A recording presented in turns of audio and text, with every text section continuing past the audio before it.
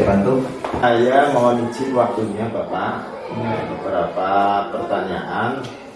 Ya, akan saya bantu sebisa saya dan semampu saya. Ya, pertanyaannya terkait dengan dilema etika atau rujukan moral Bapak. Selama ini bagaimana Bapak dalam mengidentifikasi kasus-kasus yang merupakan dilema etika atau rujukan moral Bapak? Menurut saya, dilema etika terjadi ketika saya harus memutuskan sebuah hal yang bertentangan, namun keduanya sama-sama berdasarkan pemikiran maupun tujuan yang benar. Sedangkan rujukan moral menurut saya lebih seperti kondisi di mana ada masukan atau tekanan dari pihak lain untuk melakukan hal yang menentang aturan maupun etika kerja.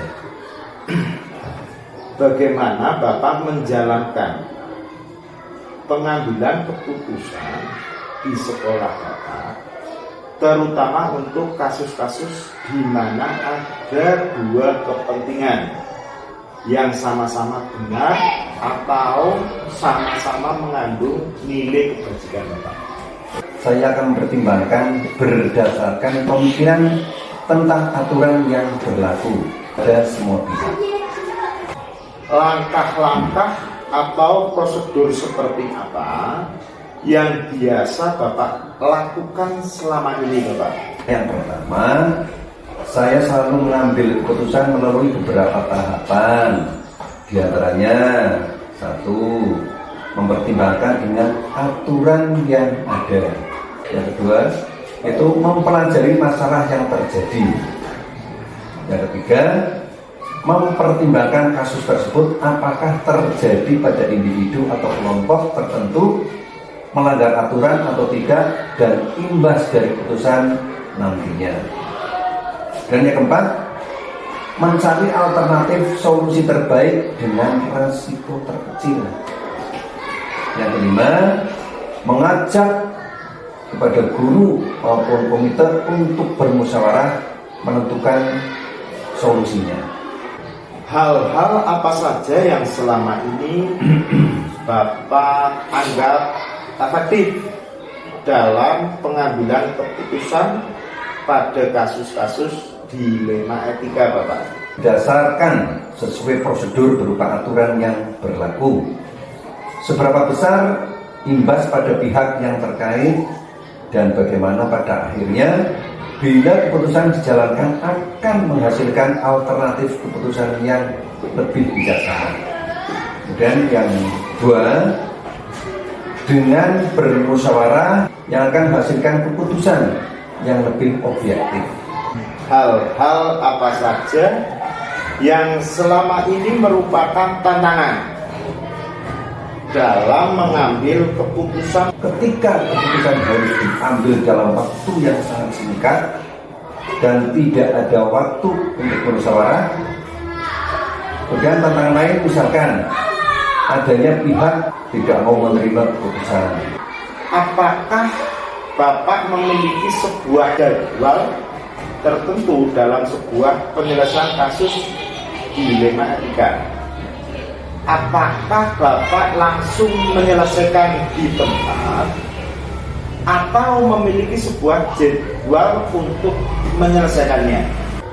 Saya akan menulis berapa besar kasus tersebut. Bila hal yang tidak berpengaruh pada banyak pihak, maka akan langsung saya putuskan dengan pertimbangan aturan yang berlaku. Bila berkaitan dengan banyak pihak, saya akan mempelajari kasus tersebut. Bermusyawarah barulah dapat menentukan keputusan. Adakah seseorang atau faktor-faktor apa yang selama ini mempermudah atau membantu Bapak dalam pengambilan keputusan? Yang pertama, pengawas dan dinas sangat peduli dalam membantu penyelesaian kasus yang dihadapi oleh individu maupun sekolah. Semua rekan guru dan komite sekolah sepaham dan sepakat tentang prosedur pengambilan keputusan bersama melalui rapat atau musyawarah bersama pihak-pihak terkait. Di SD kami ada budaya musyawarah untuk mempelajari sebuah permasalahan atau kasus dalam mengambil keputusan. Pembelajaran apa yang dapat Bapak petik dari pengalaman Bapak mengambil keputusan?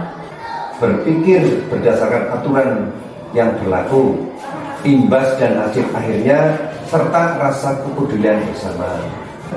Mempertimbangkan adanya pihak yang diuntungkan atau dirugikan, jangka pendek atau jangka panjang, dan kasus tersebut berkaitan dengan kepentingan individu atau kelompok.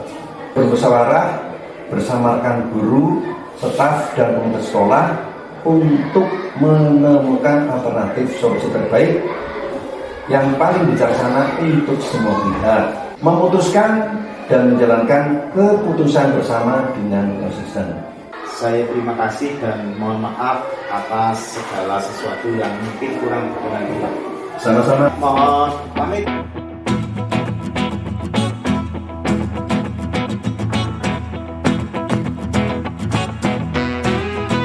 Izin, sesuai dengan kesepakatan kemarin, Bu, saya mau menyampaikan beberapa pertanyaan, Bu, terkait dengan dilema etika ataupun rujukan moral, Bu. Bagaimana Ibu dapat mengidentifikasi kasus-kasus yang merupakan dilema etika atau rujukan moral, Bu?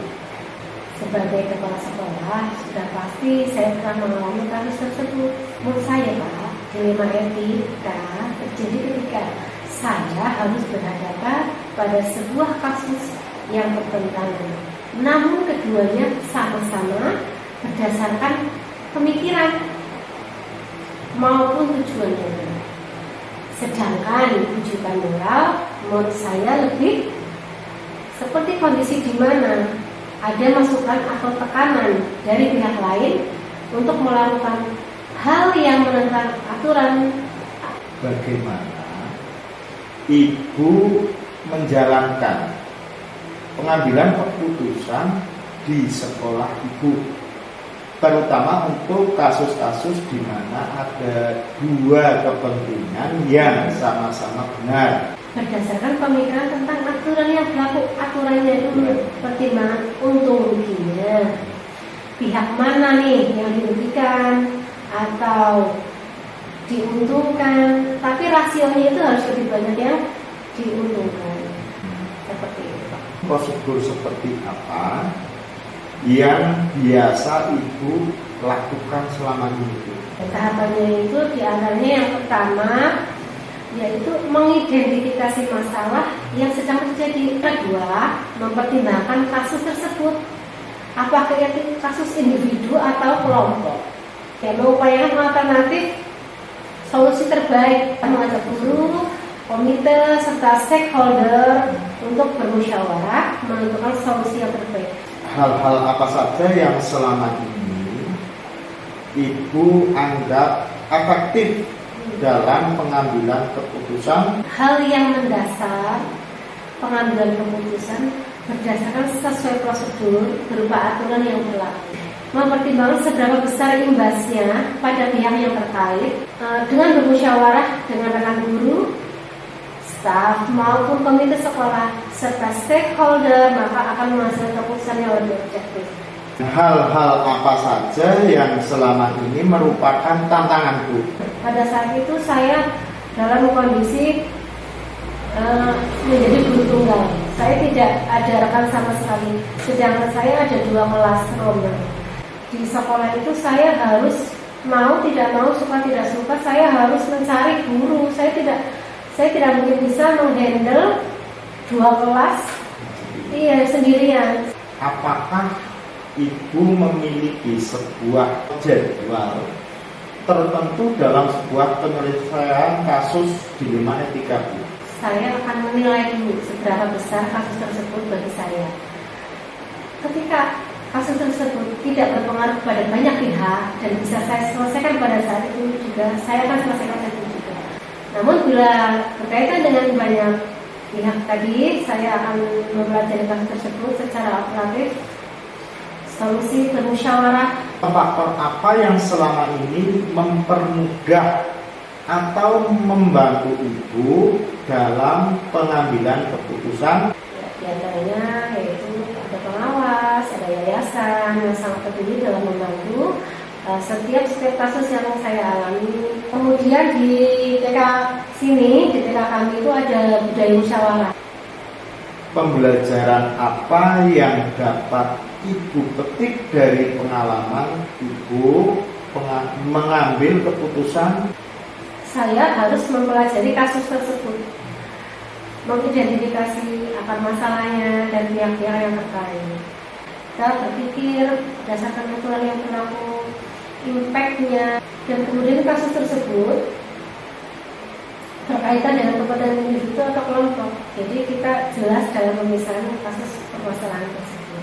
Untuk bermusyawarah bersama rekan guru, staf, komite sekolah, dan stakeholder untuk menemukan alternatif solusi terbaik. Itu Pak Karim. Terima kasih sekali Bu atas yang pertama waktunya Ibu. Saya juga mohon maaf apabila ada tutur kata ataupun sesuatu yang kurang pas bagi Ibu. Saya mohon.